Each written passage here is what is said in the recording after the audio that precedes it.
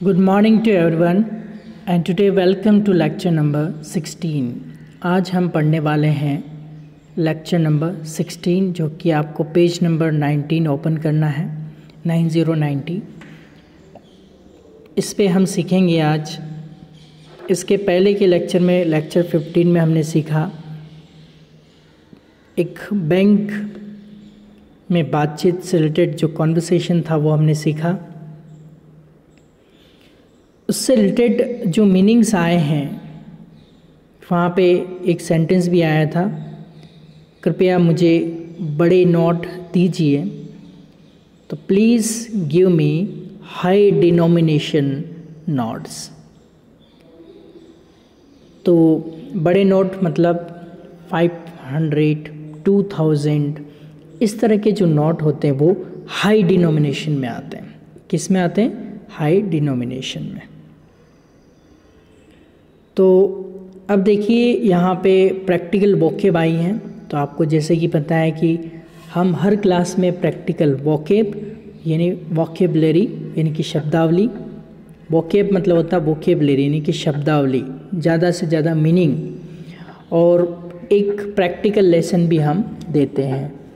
तो हमने second class का जो प्रैक्टिकल लेसन है वो पहले दे चुके हैं यहाँ पे पेज नंबर 88 पे, और अब इसका हम देने वाले हैं आपको प्रैक्टिकल वोकेब यानी कि मीनिंग या शब्दावली।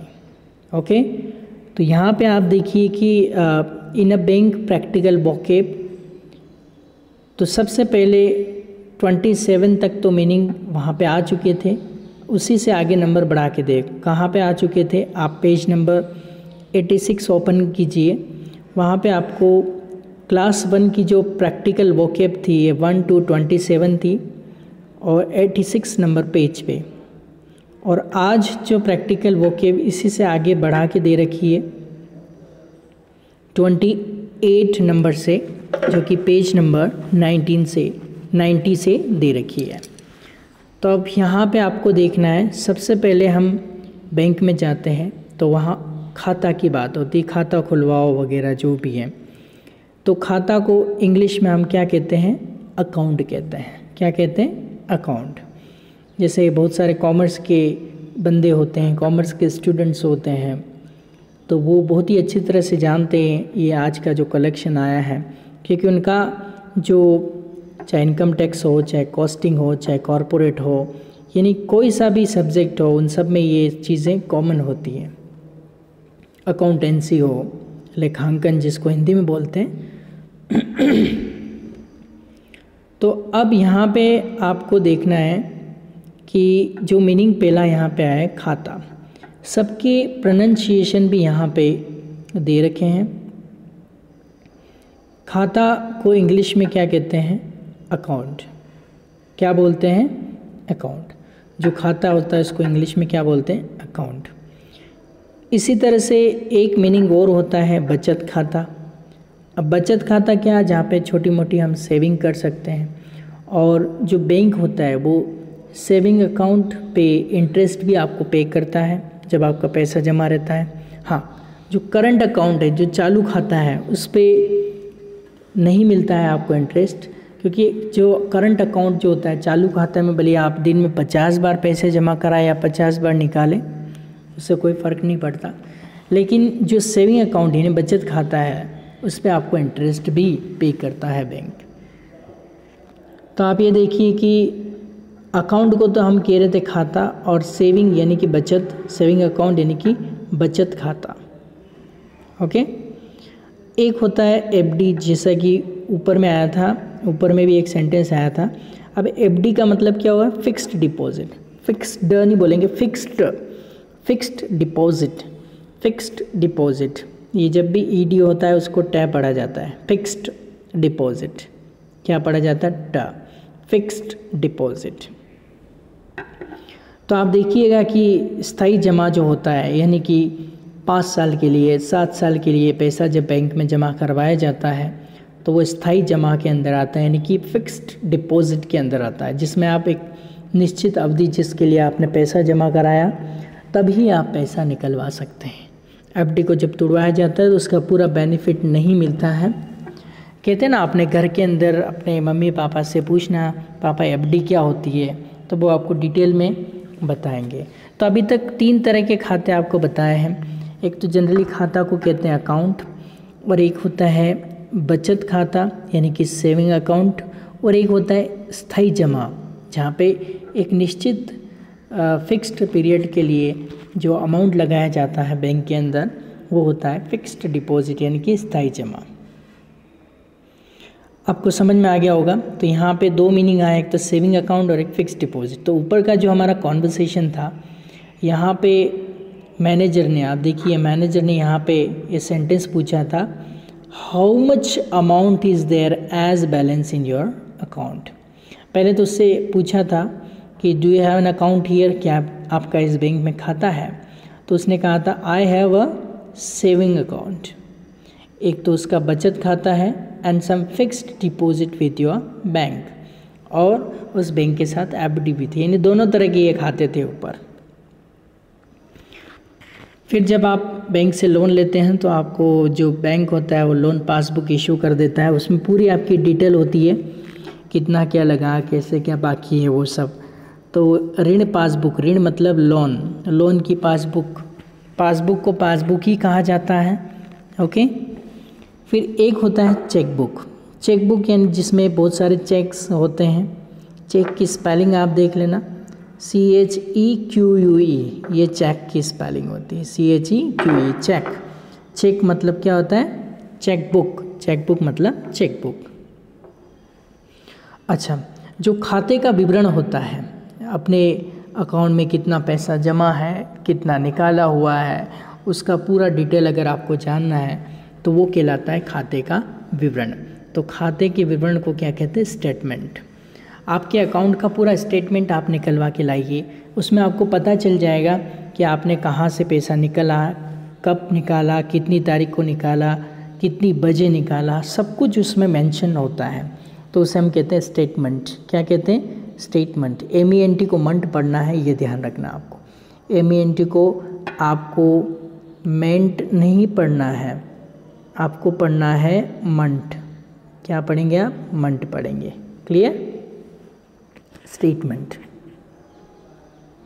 यानी खाते का विवरण, पूरा उसका डिटेल आ जाता है। ओके।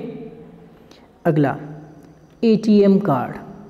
ATM मतलब अंजलि तारक मेहता नहीं, ऑटोमेटिक टेलर मशीन। टेलर मतलब कैशियर को एक तरह से बोला जाता है। तो जैसे ब्रिटिश इंग्लिश में ATM और अमेरिकन में कैश मशीन बोला जाता है। ऑटोमेटिक टेलर मशीन, टेलर मतलब कैशियर ही होता है। ऑटोमेटिक यानी खुद ही, टेलर मतलब आपको कैश दे देती वो machine, ATM automatic teller machine. उसका एक कार्ड होता है, तो वो ATM कार्ड को ATM कार्ड ही बोलते हैं। ATM हर जगह लगे होते हैं, आपको अच्छी तरह से पता है। अब 2 तरह के आपने कार्ड देखे हैं, एक तो क्रेडिट कार्ड और एक आपका होता है डेबिट कार्ड। ATM कार्ड तो होता ही होता है, एक होता है क्रेडिट कार्ड और एक होता है डेबिट कार्ड। आपका जो ATM कार्ड है उसको ही हम डेबिट कार्ड कहते हैं। ATM कार्ड को ही हम क्या कह सकते हैं, डेबिट कार्ड या डेबिट वीज़ा उसके ऊपर लिखा होता है। मास्टर कार्ड भी उसमें अलग अलग कैटेगरीज में, या रुपए कार्ड भी होता है, ये सब डेबिट कार्ड होता है। अब आप ये समझिए कि क्रेडिट कार्ड और डेबिट कार्ड में फ़र्क क्या है। वैसे तो मैं आपको सजेस्ट करूँगा कि क्रेडिट कार्ड कभी आपको लेना नहीं चाहिए, कि उसका रेट ऑफ इंटरेस्ट होता है 36% होता है। तो आप देखिए क्रेडिट कार्ड और डेबिट कार्ड। अब यहाँ पे जो लिख रखा पहले इसको हम देखते हैं। क्रेडिट कार्ड मतलब जिससे कुछ खरीद सकते हैं, और डेबिट कार्ड अपने खाते से भुगतान हो। देखो 2 तरह के कार्ड हैं यहाँ पे, एक तो क्रेडिट कार्ड और एक डेबिट कार्ड। क्रेडिट कार्ड क्या होता है कि जो अच्छे कस्टमर होते हैं उनको बैंक क्रेडिट कार्ड की फैसिलिटी देता है। अब क्रेडिट कार्ड क्या होता है, क्रेडिट कार्ड में आपको एक लिमिट दे दी जाती है, जैसे 30,000, 50,000, 60,000, 1 लाख, इस तरह की आपको लिमिट दे दी जाती है।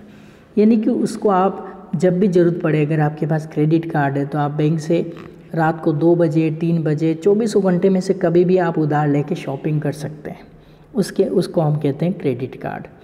ओके, यानी कि जिससे कुछ खरीद सकते हैं। यानी कि जब भी हम शॉपिंग करने जाते हैं तो क्रेडिट कार्ड का इस्तेमाल करने, जैसे मान लो आप फ्रिज खरीदने गए, कूलर खरीदने गए, एलईडी खरीदने गए, टीवी खरीदने गए, तो आपको पैसे नहीं है आपकी जेब में, तो आप अपना क्रेडिट कार्ड ही इस्तेमाल कर सकते हैं, फिर उसकी ईएमआई में भुगतान आप कर सकते हैं। तो ये क्रेडिट कार्ड हो गया। एक हो गया आपका डेबिट कार्ड। डेबिट कार्ड क्या होता है, आपके सेविंग अकाउंट में जो पैसा जमा है उसी में से निकलता है, बैंक आपको उधार नहीं देता है, यानी आपके अकाउंट में जो पैसा है उसी से आप डेबिट कार्ड के थ्रू यानी कि एटीएम कार्ड के थ्रू निकाल लेते हैं। तो एक तरह से एटीएम कार्ड और डेबिट कार्ड एक ही माना जाता है। ओके, तो डेबिट कार्ड का मतलब आप एटीएम में जाएंगे तो अपने खाते से आप अपने सेविंग अकाउंट से आप पैसा निकालेंगे एटीएम कार्ड के थ्रू, तो वो क्या कहलाएगा, डेबिट कार्ड कहलाएगा। समझ में आ रहा, अपने ही सेविंग अकाउंट से एटीएम कार्ड यानी कि डेबिट कार्ड यूज़ करते हुए पैसा निकालते हैं। ओके, तो डेबिट कार्ड यानी कि अपने खाते से भुगतान हो रहा है।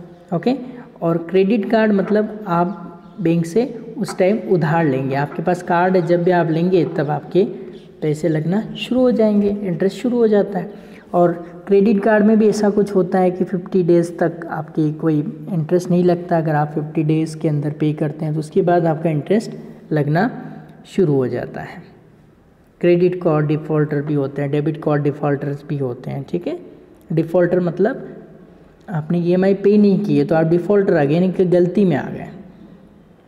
ओके, एक होता है विलफुल डिफ़ॉल्टर, जैसे विजय माल्या है, लोन ले लिया, पैसा ही नहीं दे रहा है, तो विलफुल डिफ़ॉल्टर है, वो अपनी इच्छा से, उसको है पैसा लेकिन देना नहीं चाहता वो बैंक को, तो उसे विलफुल डिफ़ॉल्टर घोषित कर देता है बैंक। ओके, विलफुल यानी कि अपनी इच्छा से डिफ़ॉल्टर। अब डिफ़ॉल्टर तो आप जानते ही कि जो किस्तें नहीं चुका सकते हैं वो डिफ़ॉल्टर हो जाते हैं। ओके, चलिए आगे चलते हैं। अगला है आपका डिपॉजिट स्लिप। जब भी आप बैंक में पैसा जमा कराते हैं, डिपॉजिट करते हैं, तो आपको एक स्लिप मिलती है, वो कहलाती है डिपॉजिट स्लिप। विड्रॉ, विड्रॉ का मतलब होता है पैसा निकालना। जब आप बैंक से विड्रॉ फॉर्म भर के और पैसा, विड्रॉ स्लिप भर के आप पैसा निकलवा सकते हैं, तो विड्रॉ का मतलब क्या हो गया, पैसे निकालना। ये बैंक में भी यूज़ होता है और ये कोर्ट कचहरी में भी ये यूज़ होता है विड्रॉ। जैसे केस जो किसी के ऊपर, जैसे मान लो केस किया होता है, उसको हम विड्रॉ कर देते हैं, यानी उसके केस को उठा लेते हैं, तो वहाँ भी विड्रॉ यूज़ होता है। तो किसी भी चीज़ से निकालना है कि विड्रॉ करना, यानी सिचुएशन से भी हम विड्रॉ कर लेते हैं, यानी कि अपने आप को उसमें से निकाल लेते हैं। तो बैंक से पैसा निकाल, आपके सेविंग अकाउंट में से पैसा वापस आपको निकालना, तो दो, या तो आजकल आप एटीएम कार्ड का यूज़ करते हैं, लेकिन पहले क्या होता था, एटीएम कार्ड की फैसिलिटी नहीं थी, एटीएम की फैसिलिटी नहीं थी, तो पहले क्या करते थे आप, विड्रॉ स्लिप भर के और पैसा निकाल देते हैं। ओके, और ब्याज देखो, इंटरेस्ट मतलब मज़ा भी होता है और इंटरेस्ट मतलब रुचि, और इंटरेस्ट यानी ब्याज भी होता है, लेकिन बैंक में इसका मतलब ब्याज होता है। सिचुएशन के अकॉर्डिंग मीनिंग का अर्थ चेंज हो जाता है। इंटरेस्ट मतलब किसी में बहुत इंटरेस्ट आता है वो, और एक इंटरेस्ट यानी ब्याज। अब जैसे मान लो मैं एक सेंटेंस बोलता मुझे आप में कोई इंटरेस्ट नहीं है, तो इसका मतलब ये नहीं मुझे आप में कोई ब्याज नहीं है, इसका मतलब मुझे आप में कोई रुचि नहीं है। और जब बैंक में जाएंगे तो इंटरेस्ट का मतलब ब्याज हो जाएगा। ओके, फिर कैशियर जो होता है, जो आपको कैश लेता है, जमा करता है और देता है, वो कैशियर कहलाता है। नकद को संभालने वाला, यानी कि कितना आया कितना गया वो सब मेंटेन करने वाला, वो क्या कहलाता है, कैशियर कहलाता है। ओके, चलिए अब आगे जो चलते हैं, अगला मीनिंग आपका आ रहा है कैश। कैश का मतलब क्या हो गया, रोकड़, यानी कि नकद। नकद नकद जैसे ये था ना, नकद, ये नकद को संभालने वाला कैशियर कहलाता है, तो नकद को ही कैश कहते हैं।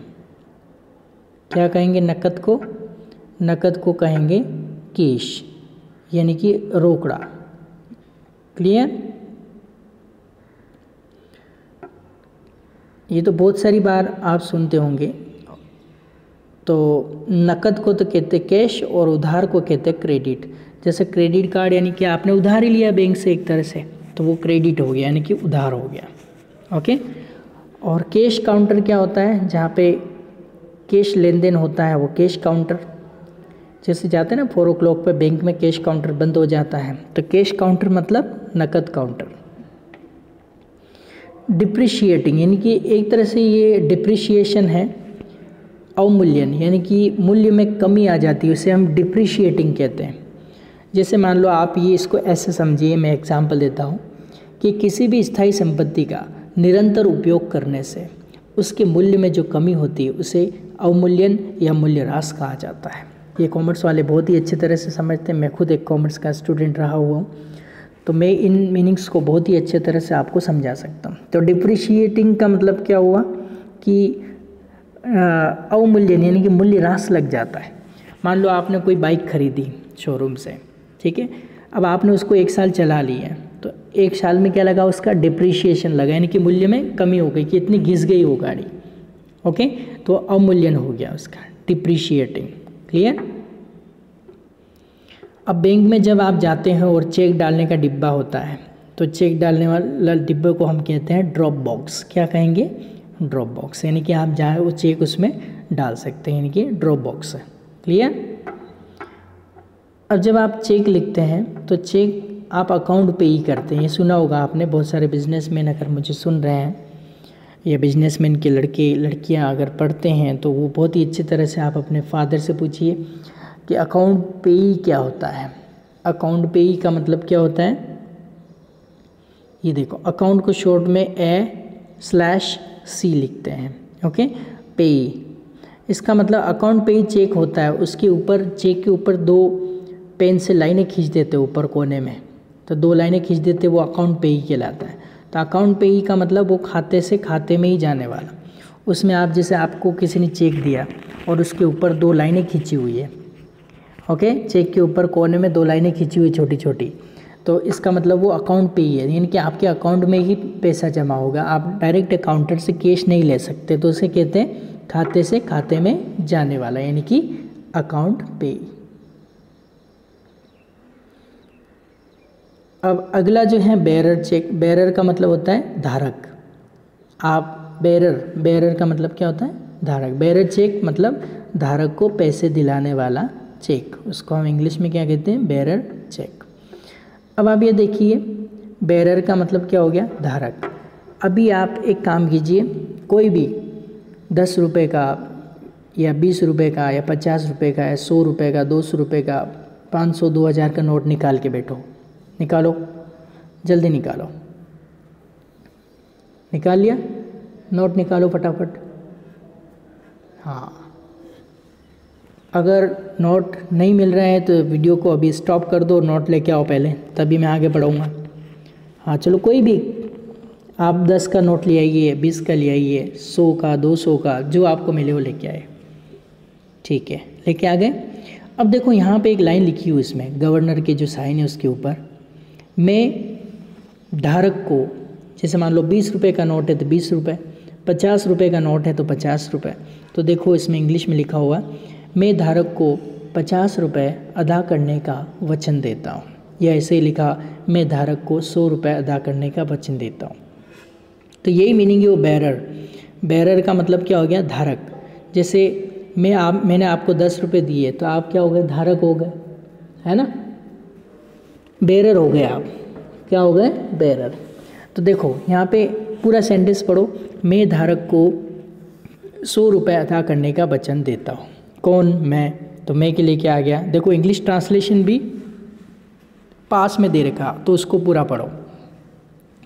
मान लो आपके पास 100 रुपये का नोट है, तो उसमें देखो क्या लिखा हुआ है, मैं धारक को, देखिए आप अगर नहीं मिल रहा है तो उसको पूरा ध्यान से देखिए और नोट निकाल के बैठिए। आप निकाल लिया, मान लो आपके पास 200 रुपये का नोट है, देखो उसके ऊपर क्या लिखा हुआ है, देखो, मैं धारक को 200 रुपये अदा करने का वचन देता हूँ, और नीचे गवर्नर के साइन हो सकते हैं, जैसे शक्तिकांत दास या कोई भी जो उस टाइम का गवर्नर है उसके साइन होते हैं। अब इस पूरे सेंटेंस को नोट पे, आपका ध्यान नोट पे रहना चाहिए, उस पूरे सेंटेंस बना कैसे हम बनाते हैं। तो पूरा सेंटेंस पढ़ो, मैं धारक को 200 रुपये अदा करने का वचन देता हूँ। कौन देता है? मैं। तो देखो मैं के लिए क्या लगा दिया आप नीचे ट्रांसलेशन देखो आई लगा दिया। फिर सेंटेंस के पीछे चलो क्या मिला? हूँ से क्या पता चला? ये प्रेजेंट है। फिर ता से क्या पता चला? सिंपल। तो ये सिंपल प्रेजेंट है और नॉट क्वेश्चन मार्क नहीं है तो अफर्मेटिव है।